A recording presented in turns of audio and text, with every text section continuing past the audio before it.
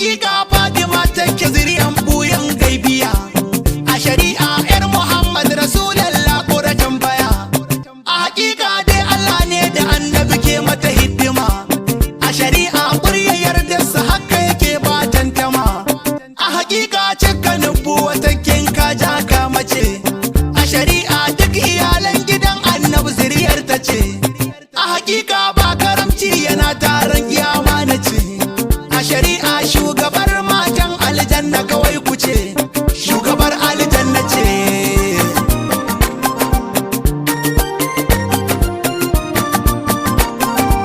Furcin dai mu muke aikin ku mu bar wa munawwara, ku raba ni da fitar harshe ga sanin da ta gagara. Lamari ya faskara amsa a gurin da ake kira, binciken da ya zurfafa yan kurewa sani zai sha jira. Kotun daga fara yin duniya izuwa ƙarshen kura, tun farkon duniya izuwa ƙarshe har lahira. Haduwar sama da ƙasa da 'yan tsakani sun rasa warwara, tambayar Allah ake shi ya sanya ya amsar take.